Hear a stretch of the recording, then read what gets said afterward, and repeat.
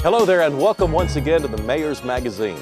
I'm Mick Cornett, the Mayor of Oklahoma City, and this is our program for October 2015. In this first segment, we're going to learn what's new at the Oklahoma City Zoo. And Jennifer D'Agostino is here. She's the director of the Veterinary Services. Yes, absolutely. Great to have you back on the show. Thank you. It's great to be here. And I don't think a lot of people in Oklahoma City realize this new opportunity you've opened up for them. So rather than me try to introduce it and explain what it is, let's just hear it from you. What's this new opportunity out there that has to do with veterinarians and the zoo? Well, we're very excited to present the new Joan Kirkpatrick Animal Hospital. This has been a project we've been working on for the past 4 to 5 years, and finally it's complete and it's now open to the public. It's our new veterinary hospital, and the most unique aspect of it is that all of the visitors to the zoo can come in and they get a really good view into all of the rooms and everything that the veterinarians are doing. Yeah, so it's not open to the public to bring their animals. No, definitely not. They can come and watch our doctors, our veterinarians at the zoo, perform a wide variety of services for the animal population. Right. We have quite a large collection of animals, and we have a staff of 3 veterinarians, 2 technicians, and an assistant. And all we do is take care of the animals at the zoo. And so visitors might get to see anything from just a simple toenail trim on a bird to a very complicated surgery on a large animal. Well, you know, when a medical doctor goes to school, he learns how to treat humans. But a veterinarian, I mean, there's no end to the number of species that might come before them with an issue. How does a veterinarian, learn to deal with such a wide variety of animals? Well, it can be challenging. We always joke that veterinarians are real doctors, and real doctors treat more than one species. Whereas human doctors only treat one species. We treat all the other millions that are on the planet.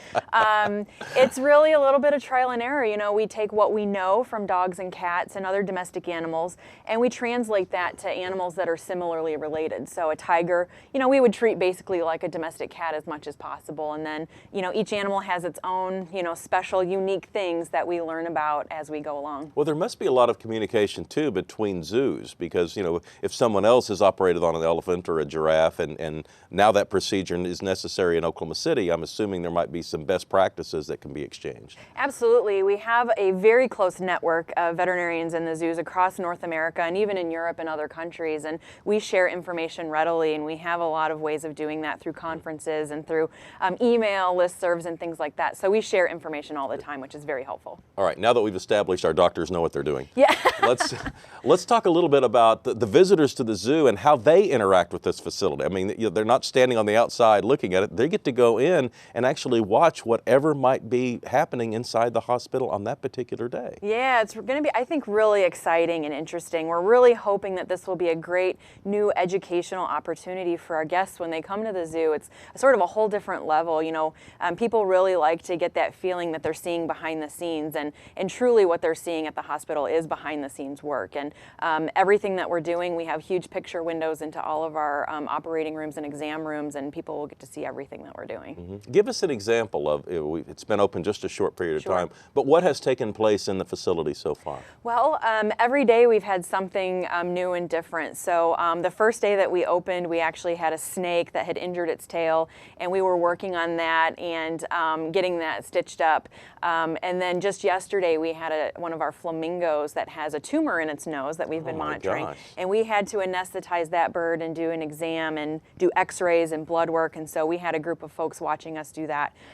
Today, actually, we're doing a vasectomy on one of our squirrel monkeys. Of course you are. Well, of course. We don't want too many squirrel monkeys out there. All of our squirrel monkeys are brothers and sisters, and we want to make sure we don't have any babies, so we're going to be doing some vasectomies on our male squirrel monkeys. Yeah, and is it an additional cost for people to go in, and can kids come in?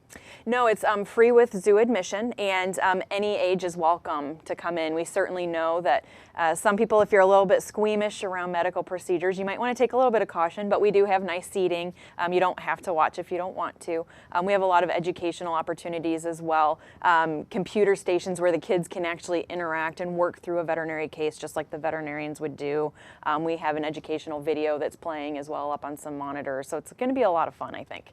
Right. Now, outside of the new Joan Kirkpatrick facility, what else is going on at the zoo that you've seen? I know you're not in public relations at the zoo, but you have some idea what's going on this fall. Absolutely. We have a lot of things going on this fall. Of course, one of our biggest events is Haunt the Zoo. So we're in full preparation mode right now for Haunt the Zoo, and we can't wait for the kids to come out in their Halloween costumes and trick or treat around the zoo. And you know, we're hoping for really great weather, and we just have a lot of really cool things happening. When is Haunt the Zoo?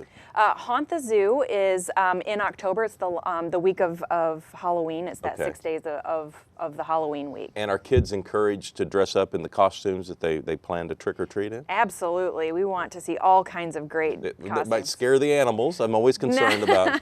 The animals are used to it. They don't mind at all. I don't think they're paying much attention then. I think they actually enjoy it. Yeah. And Yeah. how did the snake and its tail come out? The snake is doing fine. It's healing up well, and we have it off exhibit right now so that it can heal and in some quiet area. But we expect it to make a full recovery. Yeah.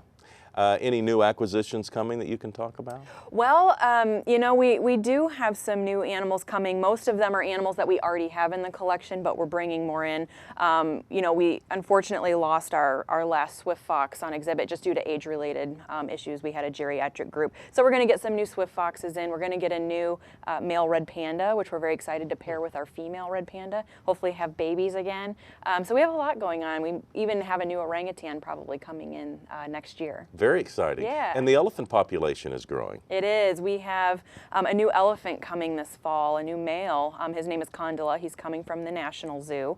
And that's going to bring us up to 8 elephants. We're doing really well, and hopefully more babies in the future. It seems like I remember when we had 2. Didn't we have Yes, 2 when we first did. opened it? We just had Asha and Chandra.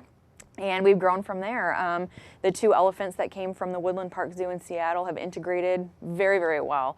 They get along great with the other girls, and they're now a full part of the herd and having a really good time. Yeah, so the herd seems to be cooperating, and Absolutely. because it seems to me like that'd be something I'd be concerned about. That we're just assuming all these elephants are going to get along, when in the wild they kind of get to pick and choose whom Sure. they hang around with. Yeah. And in this case, they have less options. They do have less options, and we do a lot of personality assessments to make sure that elephant is going to fit in with our herd. And we did that with the Seattle elephants, and they fit in perfectly just like we thought they would. All right. Yeah. And hours of the zoo? We are open from 9 till 5 daily. All right. And basically year-round? Yes, year-round, except for we're closed on Thanksgiving Day, Christmas Day, and New Year's Day. All right, Jennifer DiAgostino, thanks so much for coming in. You're Thank a you. big asset to the zoo, and I know a lot of people are going to enjoy the new veterinarian opportunities. Get out there, and if you can handle squeamish opportunities, get to watch some very exotic animals. Yeah, it's pretty go under cool. the knife and watch our veterinarians perform the services that they're so good at. Thank you so All right, much. we'll have more on the Mayor's Magazine right after this. Down here. That dog has a thirsty look in his eye. Did you know that it's really not that hard to save water? Like here in the sink. Don't make me run too much. Could somebody shut me off? Now this is my kind of party. A full house. Let's roll. Hey, we're in a drought, which means I'm kind of a big deal. So save me. Really? Save me! Welcome back to the Mayor's Magazine. I'm Mick Cornett, the Mayor of Oklahoma City, and in this segment we're going to talk about Disability Month, because you may not know, but October is Disability Month, and we have a Mayor's Committee on Disability Concerns, and we have the current chair and the Chair-Emeritus with us today. So on my left is Sidna Madden. She is the current chair, and of course Pam Henry, longtime friend, is our Chair-Emeritus. Welcome both of you to the Mayor's Magazine. Thank you. Thank you, Mayor. And Oklahoma City still has a long way to go on disability concerns, but we have some triumphs to discuss. Sidna, what makes you most proud in your tenure as being the chair, as you've seen Oklahoma City try to evolve in a friendlier place for people with disabilities? Wow. In my job and working with people with disabilities, I get to travel a lot and go and experience other cities and really get to see how far Oklahoma City has come compared to other cities, attitudinal-wise, and accessibility-wise, and we've actually are heads above some of the other places that I visited. That makes me really proud to go and see. Architectural-wise, our building design, we're really ahead of a lot of the other places that I get to go and visit, so that makes me very proud. Yeah, and Pam, you've been very involved in the sidewalk construction, and you don't have to be in Oklahoma City very long to see a sidewalk being built somewhere. I mean, they're going up all over town, and I see the smile on your face already just thinking about it, because you've been so involved on the MAP's Sidewalk Oversight Committee. Sidewalks is my middle name. Even my mother has now agreed that sidewalks has become my middle name. People with disabilities want to go to work. You won't find a person with a disability who doesn't want a job. But surveys show that transportation is the #1 problem in getting to work.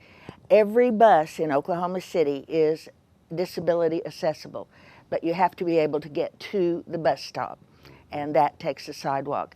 I live off the Northwest Expressway. You cannot and should not take a wheelchair on the Northwest Expressway. You need a sidewalk to get anywhere safely that you want to go. Wheelchairs, and just like bicycles, are allowed on the streets, although we have different rules. But you don't want to get hit, and we've had too many people who have been hit.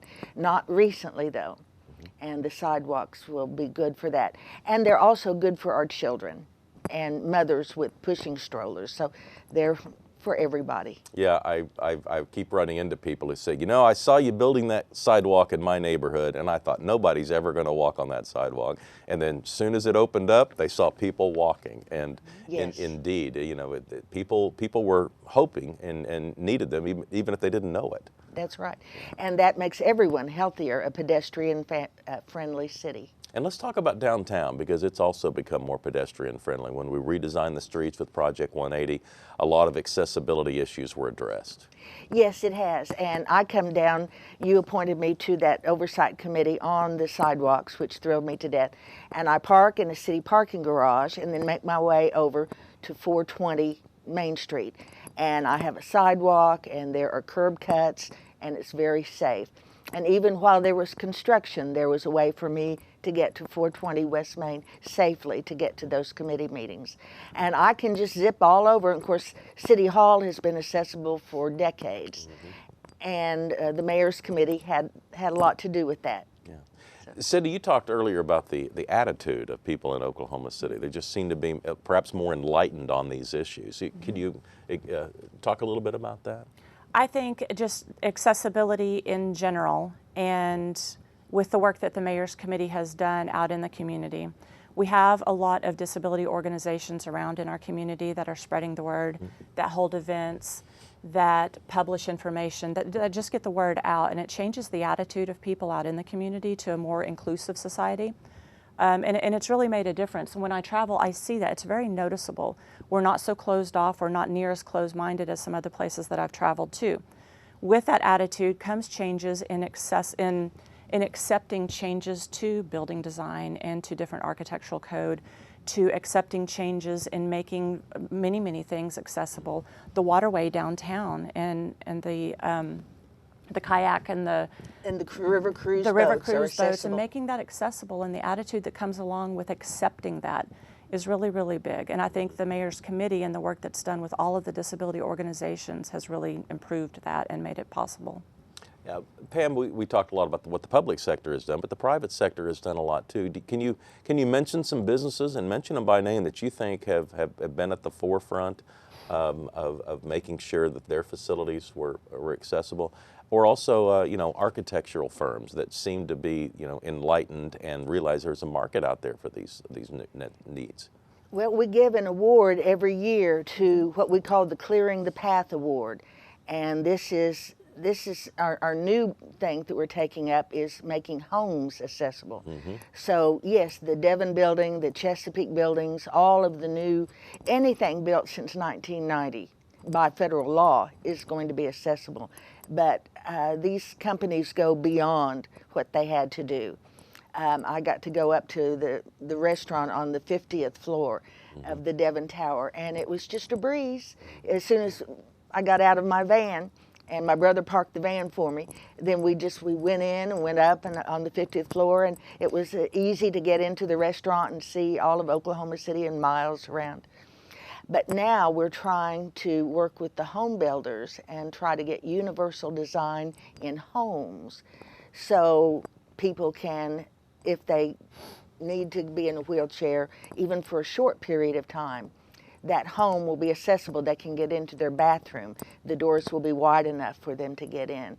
And that's called aging in place, and we're supporting that. We'd like to see more of that. We have our annual event coming up. You want to explain a little bit more about that? Yes, we do. It's October the 27th, and you can buy tickets right up to about the 25th, so you can go on www.okc.gov and then click under Mayor and Council and find the Mayor's Committee on Disability Concerns.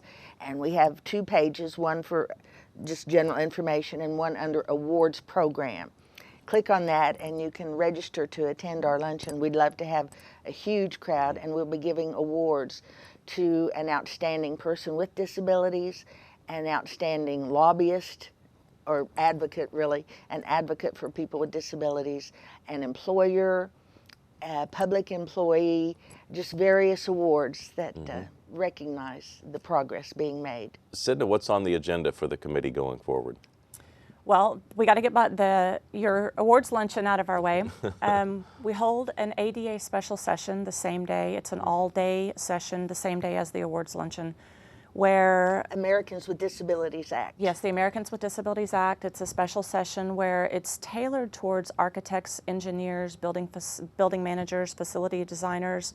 I bring in a national speaker every year, so I've got to kind of get beyond that. Then we will go back to work on our sidewalk, our scooter safety, go back to the things that are near and dear to our heart and to the city of Oklahoma City to make it accessible. Well, thank you both for your work. Sidna, thanks for your work as the chair, and Pam working on these issues for a long, long time. Thank you very much. Thank you for supporting your committee. Well, definitely. Absolutely. Let Thanks us for know what we having can us. do. We'll have more on the Mayor's Magazine after this. Hello, I'm Pam Henry, Chair of the Mayor's Committee on Disability Concerns. If you're an Oklahoma City resident with a disability, you may call this number, 297-2849, to learn more about how the city provides accessibility to people with disabilities. We will help you find information about specific city services and programs. Call 297-2849 or TDD 297-2020 to learn more, or visit www.okc.gov. Welcome back to the Mayor's Magazine. Mick Cornett, the Mayor of Oklahoma City, with State Senator David Holt. Welcome to the Mayor's Magazine. Welcome to the Mayor's Magazine, like I've never been here before, Mr. Mayor. David is the former producer of the Mayor's Magazine, as my chief of staff for many years, but we're here today to talk about your book, Big League City, and the fact that it's the 10th year since Oklahoma City was first introduced as the NBA. Yeah, well, and at this point in the interview, we're going to switch chairs, and I'm now going to interview you about the events of September and October. All right, well, 2008. let's try that for a while. I get to lean back then. I don't have to sit on the edge of my seat. Go ahead. Well, you know, as you well remember, it's been, we're sitting here and the viewers are watching this in October, which means that it's the 10th anniversary of Tip-Off. It came in late October 2005. But the story began, I'll give you a little credit first so you don't have to take it yourself, but what was really so visionary on your part was in early 2005, 10 years and 6 months ago, you went to see... This is the weirdest show I've ever done. The guests are interviewing the host. Go ahead, I didn't mean to interrupt. Please, if you could just wait your time. Yeah, okay. So you went to go see the commissioner of the NBA, David Stern, and you established a relationship. And then, Mr. Mayor, now I'll turn it over to you. What did you do then next in September when Katrina hit? The third day after Katrina hit and the waters were rising, what did you do? Yeah, it was a little bit of framework there. You know, New Orleans is in peril, and I don't think people realize now just how inundated cities were all around the region, and by region I mean this part of the country, with need. I mean, people that were holding conventions in New Orleans, people that were doing business in New Orleans, they all needed to go somewhere else. And they were calling, and so we're all thinking about New Orleans and how it's going to change and how it impacts us and what's the appropriate thing to do, because obviously this was a city in a lot of different needs, and you could see the images on television. And when I realized that New Orleans had an NBA team and that their arena was in trouble, I thought, well, I'm just going to give David Stern a call and see if he's thinking about where this team might need to play this year, because it doesn't seem like New Orleans is going to be the same for a long, long time. And I think it was a remarkable thing. You guys had that conversation for 4 or 5 days. You're having more conversations. You're putting together some concepts of how this could work. But the whole thing, from that phone conversation, that call out of the blue, till the announcement of a press conference, and we've got names and logos and dates and ticket sales ready to go, was 3 weeks. Yeah, I mean, the blink of an eye. And, these things take years, if not decades, to prepare in most cases. But, yeah, you're right. I mean, the season was upon us, and we had a lot of tickets to sell. We had to kind of explain to our citizens what this was all about. And because no city in American history had ever had the opportunity to have a tryout for a major league team, or to host a team on a temporary basis. This was uncharted waters. And we were all a little bit uncomfortable with the events and how they'd played out, because here was this natural disaster that had led to this, fortuitous opportunity for Oklahoma City. But at the bottom line was our citizens reacted, our corporate community reacted positively. And you look back and you think to yourselves, all those corporate dollars went into sponsorships, all those season ticket holders went down and put up their money, and nobody could have had this budgeted. There wasn't a single person in Oklahoma City in the summer of 2005 that was saving up money for an NBA team. Everybody just realized this is just going to be here for 1 year. This is a once-in-a-lifetime chance to see all these NBA teams in Oklahoma City. I'm not going to blow that opportunity. I'm going to get down there and buy tickets. And it was just all so surreal. There were just so many pinch me moments with that, and I was among them. Just saying, I just can't believe this is happening, but it is. So so you said the word surreal. Now, is it surreal that it's been 10 years since all of that? Wow. Well, yeah, and it is when you look at pictures of that event, because you realize just how many people in those pictures are doing something else now, including Commissioner Stern. You were 40 pounds has heavier. Now retired. That's right. That's right. It was before I had lost weight. You're right. I was very early in my first term as mayor. But you look at the picture of the Hornets, and not a single person in their front office is still there. Surprisingly, a fairly large number of their players are still hanging around the NBA. I mean, I bet there's 5 or 6 of them are still around. And none of them are with the Hornets, and I don't think any of them were there 4 years later. Yeah, of course that team's not even named the Hornets anymore. That's right. That's right. Yeah, and I think I was talking to this with a reporter the other day, and I remember the idea that I think at first the people in Oklahoma City thought, well, this is going to be cool watching all these NBA teams. But I don't think people suspected that they would fall in love with the team. I don't think they thought that New Orleans franchise and Chris Paul and his teammates would become their guys. But it was almost, to a certain extent, kind of a storybook season, because they were massive underdogs in most games. But they started beating people, and then they started staging some fourth quarter comebacks, and in some cases last second wins. And of course that, just increased the enthusiasm. And by December 1st, they were our team. I mean, that's just kind of what it felt like. It was no longer just going to watch 2 NBA teams. We were watching to see who was coming in to play our Hornets. And to think that 2 months before, most people in Oklahoma City didn't know New Orleans had an NBA team, that was a very quick turnaround. So the city's about 126 years old now, and now a significant portion of it, 10 years, has now been with major league status. I mean, how does it feel different? Well, I still get a kick out of the stories from people who had no idea the impact it would have on the city. I think some of us that had kind of studied sports and what it can do for an American city or society, could kind of predict that really nice things were going to happen. But I still run into people that say, I was in pick your country, Bolivia, Turkey, and someone came up to me and saw my bag tag that said Oklahoma City, and they said Thunder. I just couldn't believe it. And then their next thought was, I can't wait to tell the mayor. That was their second thought when after that instance happened, that I needed to know that what an impact it would have. And we're also now raising a generation of kids in Oklahoma City who have a completely different expectation of their home city. They have an NBA team, they have water in their river, they have a ballpark in Bricktown, And, you know, it's just a completely different place in the city that you and I grew up in. Yeah. Yeah, I mean, there are now 10-year-olds who have never lived a moment without an NBA team. Well, Yeah. other than that year, and there was a year in there in the middle, but they've known us to be a major league city their entire life. That's pretty remarkable. Yeah. Well, how are we doing on time? We still got some more time. I want to find out about Yeah. your book. What made you want to write the book Big League City that kind of, you know, historically captured those moments with the Hornets and all the way up through the Thunder's arrival?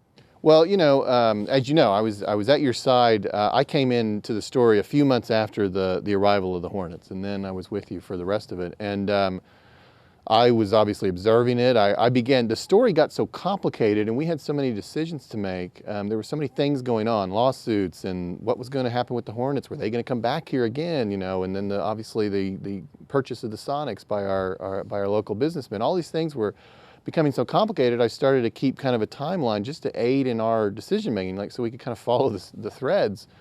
And when it all ended and the Thunder arrived and kind of the story came to a very happy ending, I sort of, you know, kind of put that away, sort of had a timeline. I thought this is a nice historical record, you know, Steve Lackmeyer's grandson will use this someday. This will be handy.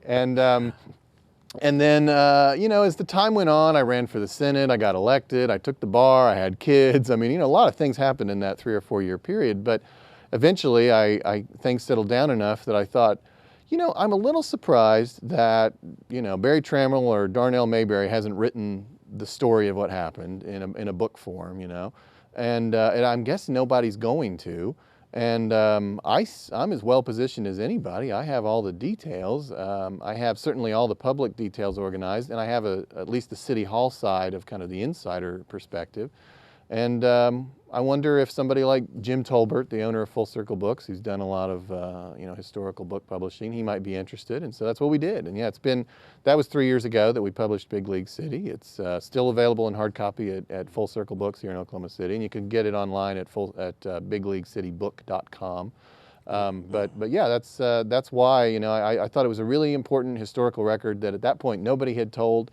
And I'm glad I did, because it continues to be a major part of Oklahoma City history. Well, from time to time, I'll pick up the book, and inevitably, I am reminded of something. And I'll think, oh yeah, I remember when we thought that, you know. And there was like a week or two period where you'd think one thing was going to happen, and then something else would happen, and you'd forget all about it.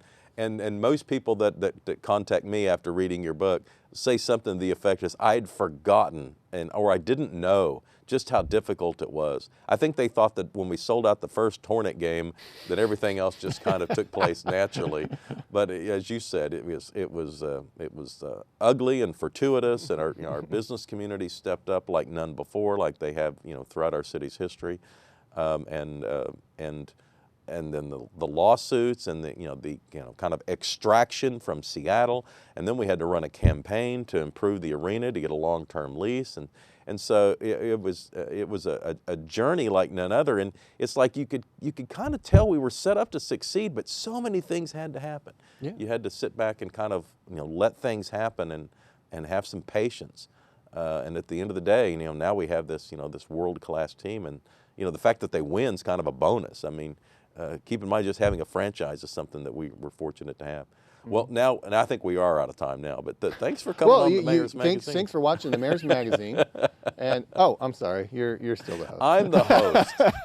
David Holt, our guest, state senator, and the author of Big League City. Thanks for coming on. Oh, sure, my pleasure. Always good to be here. 10 years since the Hornets arrived in Oklahoma City. I hope you remember it as fondly as we do. We'll see you next month on another edition of the Mayor's Magazine.